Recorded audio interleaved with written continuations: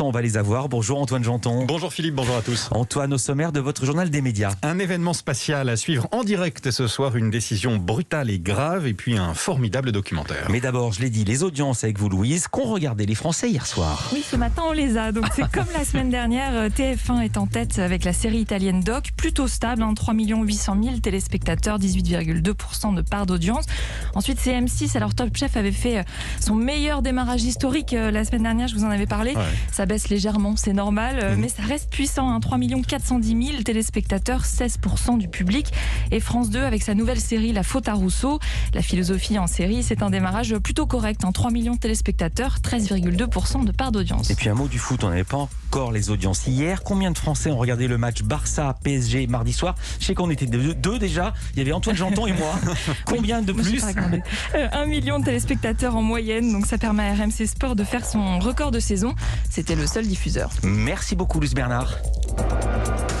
Culture Média. Le journal des médias, Antoine Janton, commence avec un live extraordinaire ce soir. Un direct pour suivre quelques minutes d'une rare intensité, la descente vers Mars d'un robot Persévérance lancé par la NASA en juillet dernier et équipé pour rapporter des morceaux du sol de la planète rouge. Ce serait, s'il y arrive, une première. Cette descente doit durer 7 minutes. C'est un moment clé de cette mission inédite et c'est Arte qui organise ce live. Ce sera sur ses chaînes YouTube et Twitch. Arte qui a choisi un YouTuber, très bon vulgarisateur scientifique pour commenter cet événement. Il s'appelle Patrick Beau, alias Axolot sur YouTube. Très heureux de faire vivre ce moment exceptionnel. C'est le moment le plus critique de toute la mission puisque c'est l'atterrissage.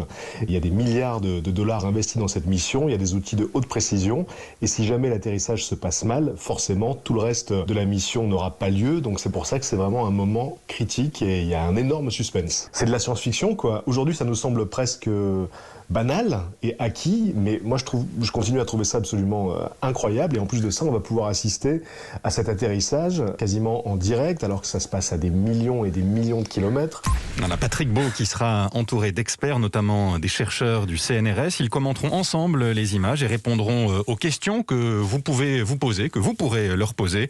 C'est à partir de 20h45, je vous le rappelle, sur les chaînes YouTube et Twitch d'Arte. L'atterrissage est prévu, lui, aux alentours de 22h. Atterrissage ou crash, parce qu'une fois sur deux, c'est un crash sur Mars. Nous passons de plus en plus de temps connectés à Internet. 2h25 par jour l'an dernier, c'est 20 minutes de plus qu'en 2019 et c'est beaucoup. C'est le résultat d'une étude de Médiamétrie publiée hier. Les Français ont davantage utilisé les réseaux sociaux et les messageries.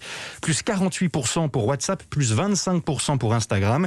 Il y a eu aussi une augmentation de la fréquentation des plateformes vidéo. L'audience de Netflix, par exemple, a programmé de 21% sans grande surprise. Tout cela est évidemment lié aux 2 confinements et au couvre-feu. Le CSA, le Conseil supérieur de l'audiovisuel, crée une nouvelle direction. La direction des plateformes en ligne, on l'évoquait il y a quelques instants avec Netflix, plus question de se limiter aux médias traditionnels. Le CSA veille désormais aussi sur les contenus numériques, sur les réseaux sociaux, les moteurs de recherche ou les plateformes de partage de vidéos comme Dailymotion ou YouTube.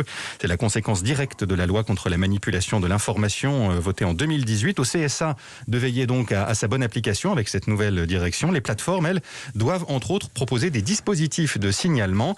Dans le collimateur de l'instance, les fausses informations, un enjeu considérable à l'approche des prochaines échéances électorales, notamment l'élection présidentielle l'an prochain. Ces attributions pourraient être renforcées, les attributions du CSA, prochainement avec l'adoption de la loi confortant le respect des principes de la République. Elle est actuellement en cours de discussion au Parlement. L'Australie, c'est désormais le principal front de la lutte entre la presse et Facebook. Oui, Facebook ne publie plus les articles de presse dans le pays depuis hier. Décision brutale et conséquences très graves. Impossible ainsi pour les médias australiens de partager des contenus depuis leurs pages officielles Facebook. Impossible pour les internautes en Australie de voir des articles de presse sur leur fil d'actualité, que ces articles soient australiens ou internationaux. Le groupe américain proteste ainsi contre une loi australienne en cours de discussion, une loi qui vise à le contraindre de payer les groupes médias pour pouvoir reprendre leurs articles.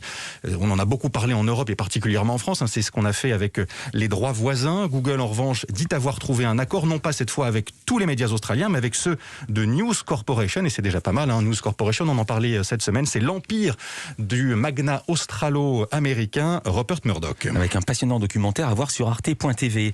Le focus programme du jour, c'est un documentaire à voir sur France 3. Ce soir, ça s'appelle Ici, tout est loin. Le Ici en question, le Ici du titre, c'est un village de l'Allier, Lurcy-Lévis, 2000 habitants à peine, loin de tout donc, de la culture de certains établissements scolaires, de l'emploi aussi, ce qui rend compliqué l'avenir des jeunes qui y vivent. C'est à eux que s'intéresse ce documentaire, à leur famille également, et à une association qui leur vient en aide, Chemin d'avenir. Elle a été créée par une jeune femme qui a vécu dans ce village, Salomé Berlioux. Elle les met en relation avec des parrains ou des marraines qui les guident, les conseillent et les poussent surtout à ne pas renoncer à leurs rêves.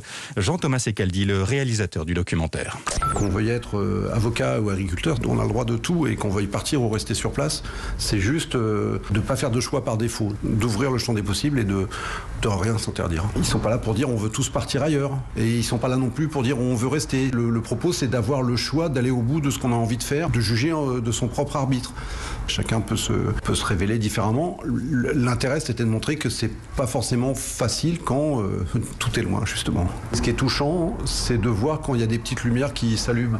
Je ne sais pas si ça va marcher, mais en tout cas qu'il y a des choses qui n'étaient pas prévues au départ et qui s'allument, moi ça me touche.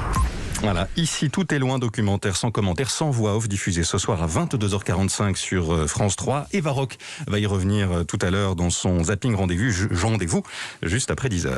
Oprah Winfrey va interviewer Meghan Markle et le prince Harry. Ouais, c'est un très joli coup pour l'animatrice américaine. Ce sera la première interview télévisée du couple depuis qu'il a quitté la famille royale. Ça valait bien une émission spéciale, 90 minutes en prime time sur la chaîne américaine CBS. La diffusion est prévue dans un peu plus de 2 semaines, le 7 mars précisément, ce qui a visiblement réjoui, et pas qu'un peu, les animateurs de la chaîne CBS. Donc. C'est énorme, je sais qu'Oprah a passé tout le week-end à travailler sur l'interview et on m'a dit qu'aucun sujet n'était interdit. Aucun. Elle peut demander ce qu'elle veut. Beaucoup de gens voulaient cette interview. Je suis vraiment très contente que ce soit nous qui la décrochions. J'ai vraiment hâte. Oprah, le duc et la duchesse sont voisins ici en Californie. Oui, c'est vrai. Vraiment ? Ils ont dû en discuter devant leur boîte aux lettres. Exactement, où elle a ouvert la fenêtre. Qu'est-ce que vous faites de beau aujourd'hui, les amis ? J'adore. Voilà, c'était avant-hier sur CBS. Le couple qui attend son deuxième enfant répondra aux questions de leur amie, donc Oprah Winfrey, et voisine aussi à Los Angeles, on l'a compris. Oprah Winfrey connue pour décrocher des confessions intimes à tous ses invités. Très bel exercice de traduction de l'équipe de Culture Média. Toutes ces infos à retrouver avec d'autres dans la newsletter d'Europe 1. C'est gratuit. Inscription sur europe1.fr. Merci beaucoup Louise Bernard. Merci beaucoup Antoine Janton. À demain, on vous retrouve demain pour les audiences et un nouveau journal des médias.